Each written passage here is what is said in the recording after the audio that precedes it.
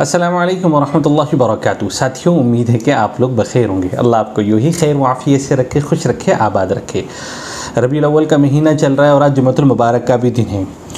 तो आज के दिन कुछ अहम चीज़ें आपके सामने डिस्कस करनी है। क्वारंटाइन के पैकेज से रिलेटेड भी कुछ बात करनी है और हज और उम्रा से रिलेटेड भी कुछ बातें अर्ज करनी है।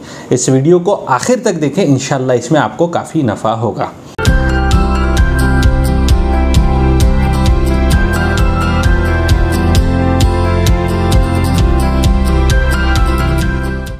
पहली बात अगर मैं कहूँ कि हज और उम्रा से रिलेटेड पूरे इंडिया से हमें फ़ोन आ रही कि हज और उम्रा का स्टेटस क्या है, तो इस पर मैं वीडियो के आखिर में नज़र डालूंगा। लेकिन उससे पहले मैं आपके सामने एक बात अर्ज करूंगा कि क्वारंटाइन का पैकेज, यानी जो लोग सऊदी के रेसिडेंट हैं, जो लोग सऊदी में काम करने वाले हैं और इंडिया आकर किसी वजह से सऊदी जा नहीं सक रहे हैं, तो उनके लिए क्वारंटाइन के पैकेज हमारे पास वाया दुबई के अभी भी अवेलेबल है।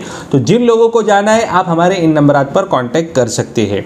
असल में वजह यह है कि अक्टूबर एंडिंग और नवंबर स्टार्टिंग में होटल्स और अपार्टमेंट के बहुत ज़्यादा शॉर्टेज चल रही है, जिसके वजह से पैकेज भी फ्लक्चुएट हो रहा है, कभी ऊपर जा रहा है, कभी नीचे आ रहा है। तो इस चीज़ को ख़ास मद्देनज़र रखें, क्योंकि पैकेज फ्लक्चुएट होने की वजह से, अब पैकेज फ्लक्चुएट क्यों होता है, उसकी फ्लक्चुएट होने की वजह यह है कि अपार्टमेंट मिलना मुश्किल हो रहे हैं, दोबार हो रहे हैं और फ्लाइट की टिकट भी एक्सपो की वजह से थोड़ी महंगी हो रही है। तो जिन लोगों को भी जाना है, हम इंशाल्लाह उनके एतबार से, उनके बजट के एतबार से आपको पैकेज अनाउंस और पैकेज ऑर्गेनाइज कर देंगे। तो आते हैं हम दूसरे टॉपिक की तरफ। कई लोगों ने कुछ सवालात भी किए, तो सोचा कि उन सवालात के जवाबात भी आपको दूँ। लेकिन उससे पहले मैं एक बात आपसे अर्ज़ कर दूँ कि ख़ास करके हिंदुस्तान के रहने वाले जो हज और उम्रा करने के ख्वाहिशमंद हैं, वो लोग किस तरीके से हज और उम्रे पे जा सकते हैं। पहली बात आप ये समझ लें कि अल्लाह की ज़ात से कभी उम्मीद है कि इंशाल्लाह आने वाले कुछ महीनों में उम्रे के लिए हिंदुस्तान को भी इजाज़त मिल जाए।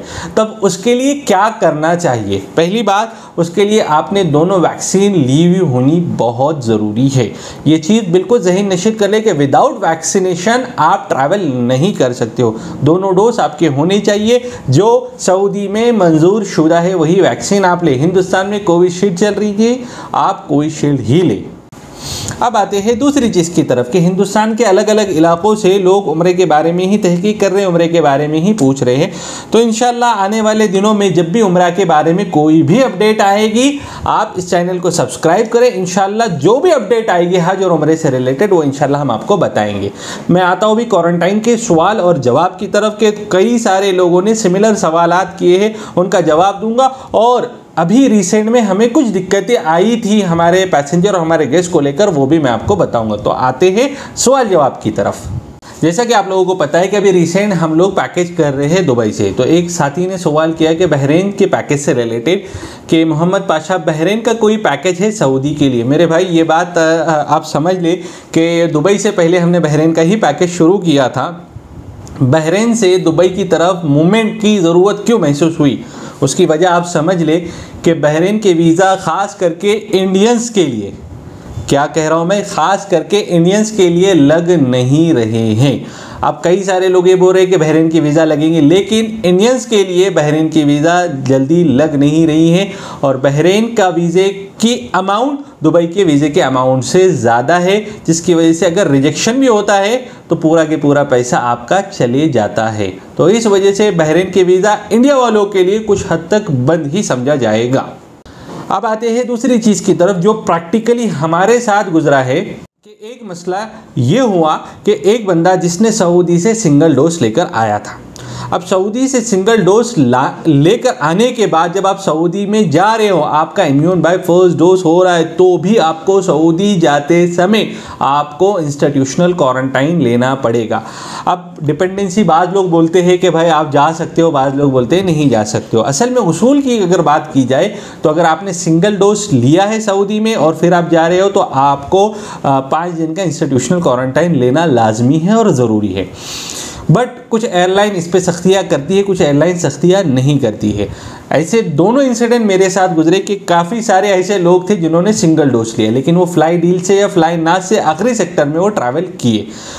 तो वो लोग चले गए, उन पर एयरलाइन की इतनी सख्तियां नहीं हुई। बट इसी तरीके से भी रिसेंट में हमारे एक गेस्ट थे जो कश्मीर से ताल्लुक़ रखने वाले थे, वो वहाँ से गए। हालांकि हमने पहले ही उनको इंटीमेट कर दिया था कि अगर आप ट्रैवल करते हो यहाँ से दुबई से सऊदी के लिए और आप सिंगल डोज पे हो तो आपको इंस्टीट्यूशनल क्वारंटाइन लेना पड़ेगा। बट सऊदी एयरलाइन से उनकी फ़्लाइट थी और उनको एंड मोमेंट पे रोक लिया गया और उनको इंस्टीट्यूशनल क्वारंटाइन बुक करने के लिए कहा गया। तो बराए करम इस चीज़ को बिल्कुल जहन नशीन करें और बिल्कुल जो लोग जा रहे हैं फर्स्ट डोज लेकर, तो उनके लिए ज़रूरी है कि आप 5 दिन का इंस्टीट्यूशनल क्वारंटाइन भी साथ लें। अब आते हैं दूसरी चीज़ की तरफ, क्योंकि एक्सपो बहुत ज़्यादा हिट हो रहा है दुबई में और दुबई में जाने वालों की तादाद भी बहुत बढ़ रही है, चाहे वो एशियाई ममालिक से हो, हिंदुस्तान, पाकिस्तान, और जो अभी फ़िलहाल ममनू शुदा और जहाँ पर सऊदी जो डायरेक्ट जा नहीं सकते वो कंट्री दुबई होकर सऊदी जाना ज़्यादा प्रेफर और पसंद कर रही है। और ये भी हो सकता है कि दुबई में अभी एक्सपो होने की वजह से बहुत ज़्यादा दुबई हिट कर रहा है, तो बहुत ज़्यादा भीड़ है। 2 चीज़ें जो ख़ास करके पेश आ रही, पहली चीज़ ये थी कि इमिग्रेशन के बाद, जब आपका इमिग्रेशन होता है तो इमिग्रेशन के बाद दुबई में आपकी कोरोना की जांच होती है और ये कोरोना की जांच होना मैंडेटरी है।